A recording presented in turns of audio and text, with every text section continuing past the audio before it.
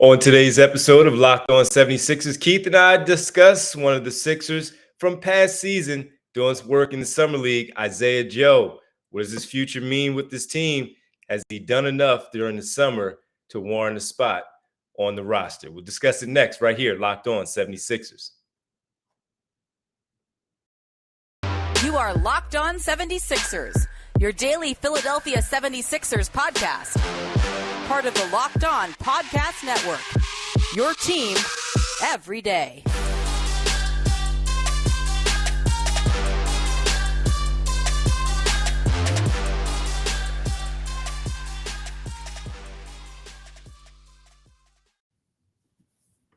Welcome, you are Locked On 76ers. I'm Devon Givens from 97.5 The Fanatic Radio in Philadelphia, alongside my co-host and partner Keith Pompey, Sixers beat writer for the Enquirer.com.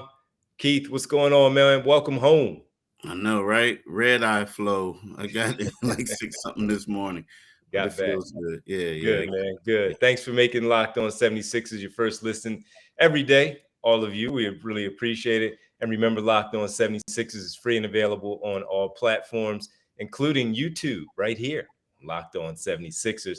Well, Keith, while you were out there, we saw some familiar faces with the Summer Sixers: Isaiah Joe, Paul Reed, Charles Bassey, and of course, Charlie Brown Jr. We mentioned him as well. Even Miles Powell from a season ago. Some familiar faces and some new ones, and we've discussed those. And we did talk about Isaiah Joe, but we need to talk about him a little bit more just because of the roster construction and what the Sixers may need to do because he is a second-round pick. His contract says a lot of different language in it, but he does hold a skill set that they still desperately need, one that everybody, every league, every team in this league needs, and that's outside shooting. He's been a little inconsistent, but for many Sixer fans, and maybe for both of us, for me personally, yes, that we haven't seen much of run from him as far as we don't think giving him a real chance to take the floor, to see him out there with the usual players, the starters, and get some normal run, a regular rotation player to see if he can actually contribute in the postseason, because he has not, in my opinion, been given an opportunity. Based on what you saw during the summer, both in Utah and in Las Vegas, do you feel like he has earned a spot back on this team for the 22-23 campaign? I do. I feel like, I feel like, when you got a guy who shot 7 for 9 in one game, a guy who shot 44% from the three in the Salt Lake City Summer League. He was also led the league with 19 points. He led the league with 3 steals. He also averaged 1 block. Yeah, I believe he has earned a spot. Now, again, it is what it is. He's on a non-guaranteed deal. And then you have new additions like DeAnthony Melton, Daniel House, guys like that. But when you look at what he has done, like, let's face it, if he would have came out here and struggled, we both would have said he's going to be gone tomorrow, right? If he would have struggled. But he stepped up his game. I mean, he's been the most consistent 76er. We know Paul Reed has done some things, but he's not playing right now in the Summer League. So, I feel like, yes, he has deserved a spot on this thing. Now, again, we talk about the roster. We talk about how right now, if they waive him before the preseason, is a non-guaranteed deal. They don't lose anything. They're just getting rid of a spot. But if he makes the regular season roster, then they owe him 1.78. Now, the reason why that's important is because they have, once James Harden signs, they'll have 17 guys vying for 15 positions. All but 4 of these guys are on guaranteed contracts. So typically when there's a guy on a non-guaranteed deal, they tend to sometimes be the ones, especially for teams dealing with salary caps problems, they tend to be the ones that you let go.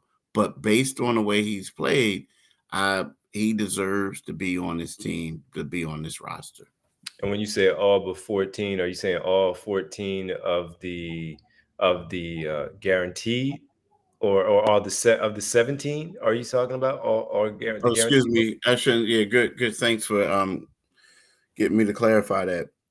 So once James Harden becomes on the team, he's going to have a guaranteed deal. They're going to have 14 players who have guaranteed contracts.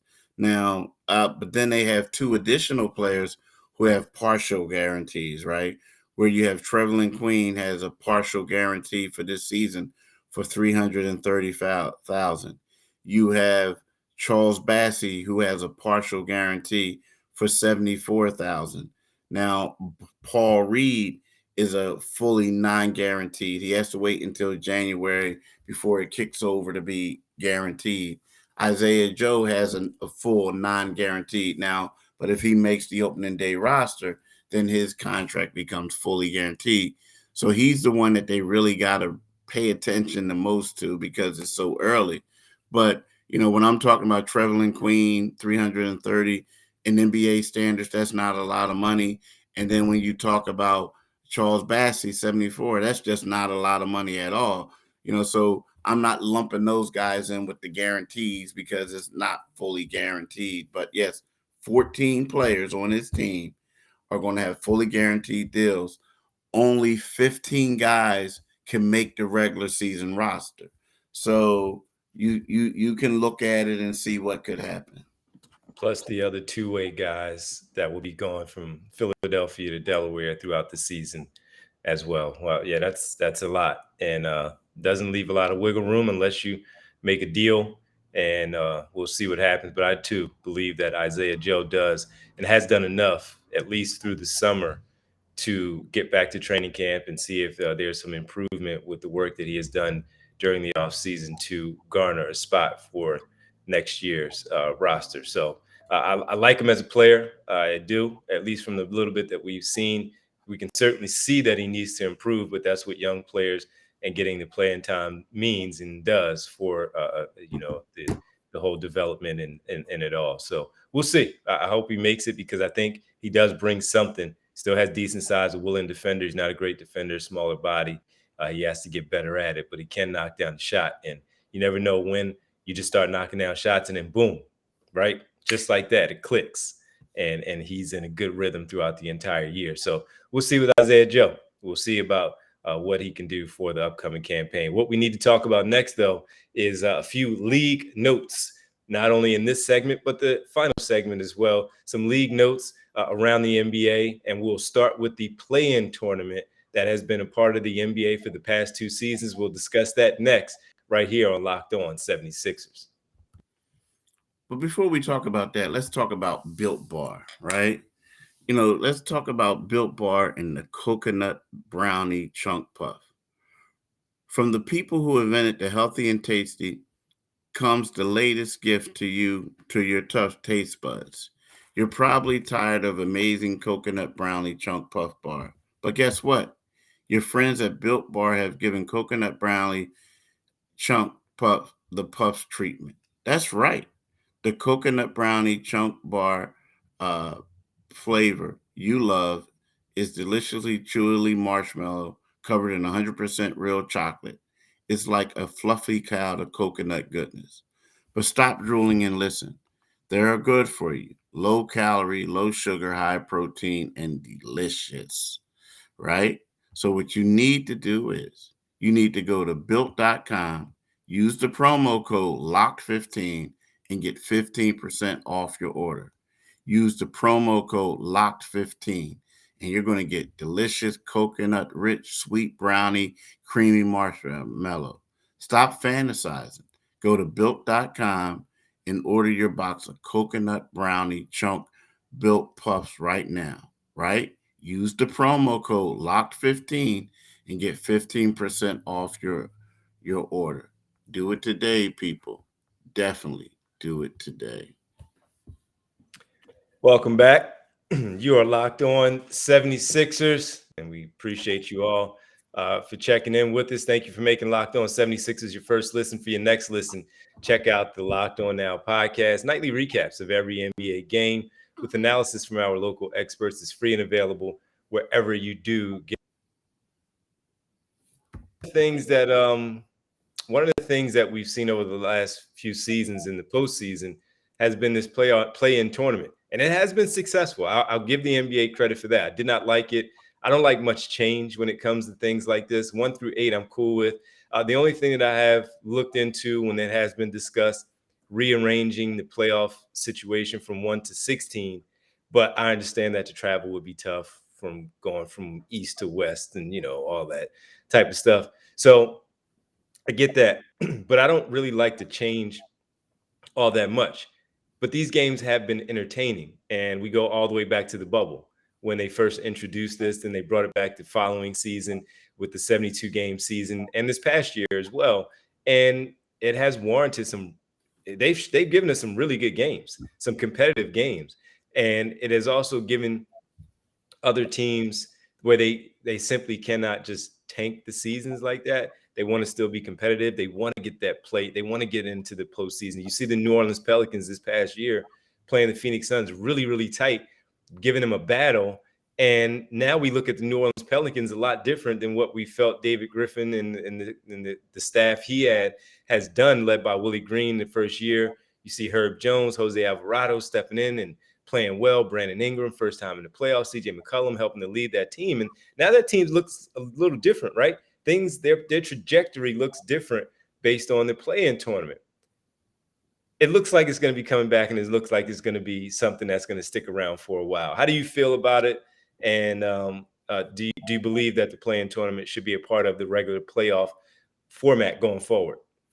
It's weird because, like the stuff that said. It's easy for us because we've had to just watch it from afar. The Sixers are always in it as far as us covering it and being around it. They're always in it, so we don't have to worry about that. Yes, they were the 4th seed, and it was a little scary a few times where people thought they might have to be a play-in team in the East, but we don't have to worry about it. We get to enjoy the watch it from afar. Yeah, I mean, here's my thing. When you look at the play-in tournament, typically the teams that win, it goes like it's true to form. Like number 7 and number 8 typically are the teams that advance, right?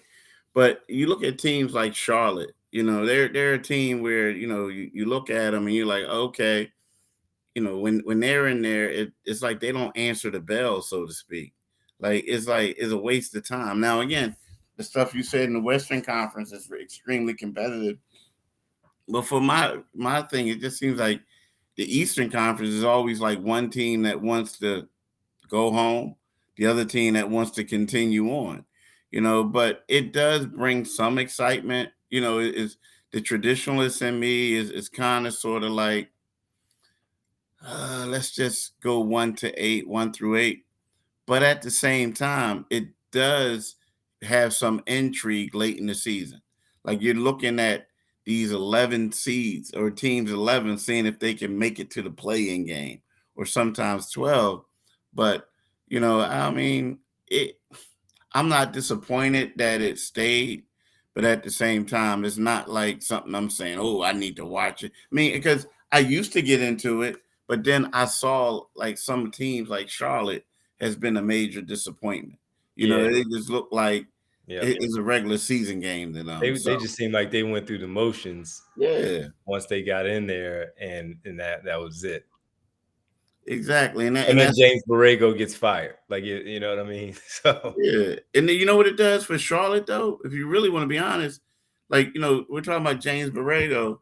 Like, here's a guy who continues, like, here's a guy who continues to advance the team in regards to wins. And then they go out there and they get trashed, right? Yep. So then you're like, okay, nah, maybe not that good, So I don't know. I don't know. It can stay, but it's not like, I don't know. I just want to see more competitive games. That's all. Yeah, and they try to change it a bit again to avoid the teams just simply losing on purpose for draft picks when they have maybe had a playoff drought, and they just want to give their fans, and they want to get that extra couple bucks from having a home game in the postseason, maybe sneaking in and having a few more home games, getting into the 1 through 8 seeding part of it, of the actual playoffs, and go from there. So I'm okay with it. I'm okay with it coming back. It has been competitive so far, so maybe this will again keep the competitive nature of the playoffs going and having these teams in. On our final one, Keith, we got to talk about another one, an interesting one from the league with the maybe an adjustment to the postseason. We'll do that one next in our final segment right here, Locked On 76ers. Welcome back, everybody. Locked On 76ers. That's Keith Pompey. I'm Devon Givens. And Keith, we have another league note that we wanted to discuss. And this one has a lot of intrigue to it as well. So can you explain what this new league note is that we wanted to discuss and share with the people in case they haven't heard? Well, today what's going to happen with the board of governors in Las Vegas, they're going to discuss changes to the league's regular season calendar, right? Yep. So there's an in-season tournament is expected to be the subject of further discussions. The commissioner, Adam Silver, and the league have been discussing the in-season tournament for a little bit and its impact on the schedule and revenue, on it, centering around, what they got revenue with the Players Association. So here's the deal. Like, they're talking about that if they do this, one proposal is shortening the regular season from 82 games to 78, right? And then they're saying they're discussing a purse of $1 million per player on the winning team. So in other words, what they're doing is they're trying to, pay the players. Hey, look, you can get some additional money for this to see how much they like it. And according to reports, the NBA has been motivated by the possibility of a lucrative television and sponsorship revenue that the league hopes would bring long-term financial growth. So this is all about money to me, man. They're just trying to get paid. I don't like this one. I don't like. Number one, when you talk about being a traditionalist and not liking change, I understood the 72 game season after the bubble because things were so messed up all over the place. Players really outside of the couple months that they didn't have to play because of COVID, well, they also couldn't work out the way that they needed to. So I got that. I got the 72 games. It worked out. Everything was fine. Starting a little bit later, all of that. I get it. This one I don't like. I don't like an in-season tournament. Just let them play. Just let them play through the regular schedule. The $1 million, of course, they're trying to give them this incentive to play hard. But yeah, they're going to compete anyway. Yes. And it's a regular season Tuesday night in December. And maybe it gets a little down and it's a little dull. I understand. But I don't want a play-in tournament just for them to find another way to make some more money, as you just talked about. And you're absolutely right, because I just this one just doesn't intrigue me. Will I watch? Of course I'll watch, because I'm a basketball fan, and we won't have a choice because this is what our jobs are by covering them. But this one, I don't like this one that much, and maybe I'll have to see it. Maybe I have to see it play out. But on the surface of what they're trying to hand us and deliver to us with this play-in tournament, I don't think the players will be thrilled about this either, as far as having to do something and change up what they've been so accustomed to for so many years that they've been in the league. The new players, maybe not so much, because they're new and they'll just adjust and get used to it, and they'll just have to follow suit. But the veterans, I can't imagine that this is something that they'll be thrilled about, having a play-in tournament in the middle of the season, break up what they're already doing, and go and play in this tournament. Now, they might go and win and run through. And let's say the Charlotte Hornets, to your point, they go and win it. They have a run and they go and win it. You know what's going to happen. Team players are going to be like, oh, this is a joke. This is bogus. While Charlotte's like, yeah, this has worked for us. And now this is going to buoy us and for the rest of the season. And who knows what happens, may jump them into the top four in the Eastern Conference. But I also remember when they had the play-in for the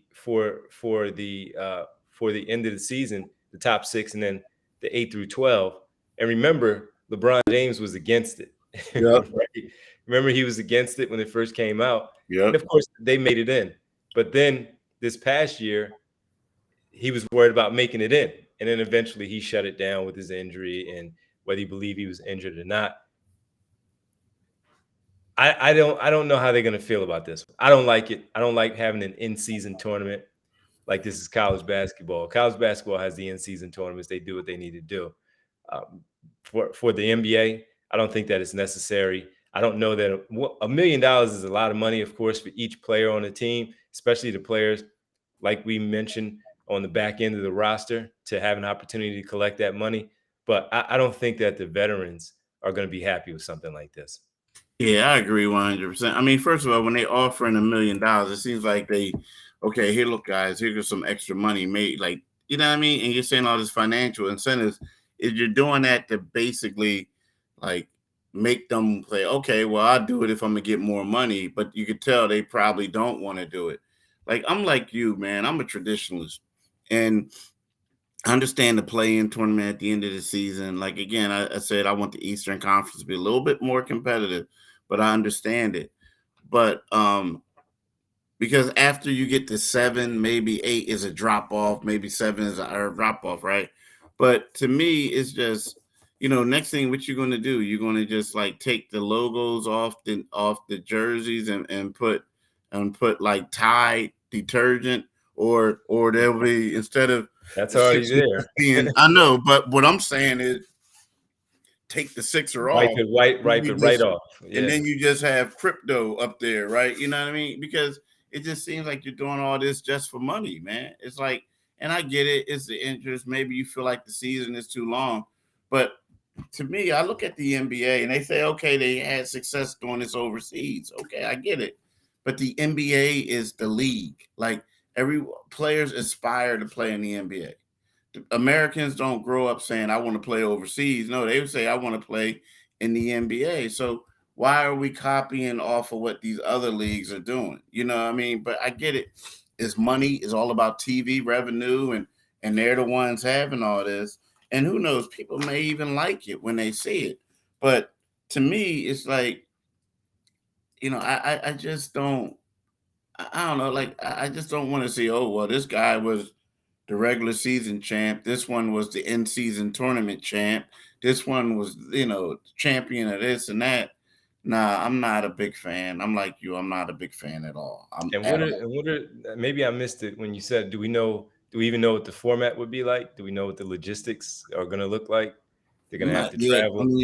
Not. And then East versus West at the end, like a normal finals. Is that what it's going to be? It's The gonna best. be I'm hearing it's like a single eliminate. It's gonna be in-season tournament will begin with, it's going to begin with pool play, right? Pool As play. part of the regular season schedule. Okay. And then prior to the teams with the best record advancing to an 18 single elimination tournament All right. expected to culminate before Christmas.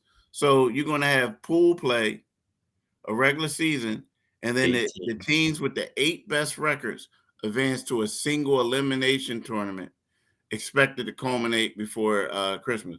So it's basically going to be like the NCAAs. You know what I mean?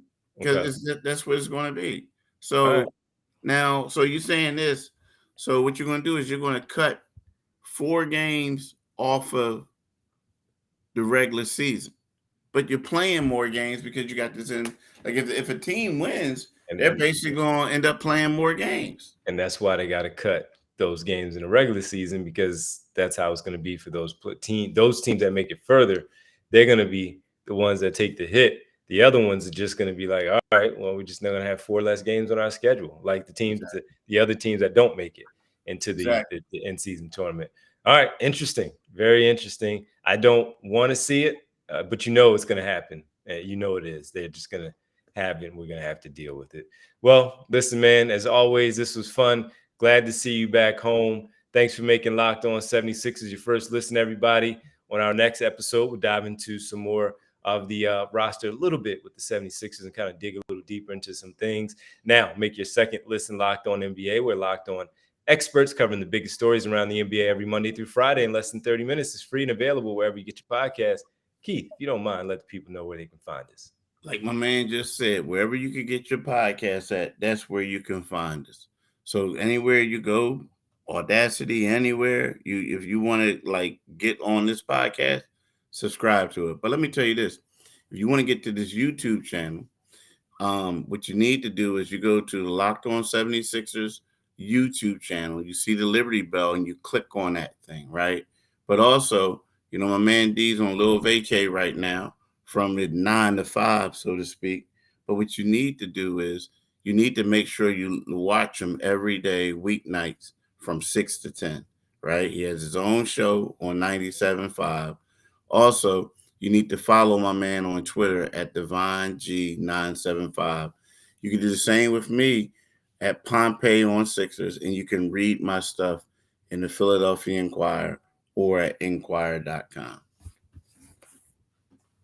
Well, thanks, man. Appreciate it again. Good to have you home, man. How was your birthday, by the way? It was cool, man. It was kind of like low-key, relaxing, chill. You know what I mean? How it should be. Yeah, how it should be. It's funny though, because there's a dude I met out there who's from Philly, from South Philly. And but he went to, it's funny, he went to Valley Forge Academy, a military academy, right? And then he went on and played baseball at South Florida. So I saw him like as I was walking back from the game. So we chilled for a little bit, and then then I just bounced, right? But yeah, it was all cool. It was all cool. Well, good. Now you're home, get to celebrate with the family, man. So enjoy yourself, get some rest, get back on our clock here on the East Coast, and we'll tap in tomorrow and bring another podcast, man. Thank you. All right, thank you, and I thank y'all for listening. Always appreciate it.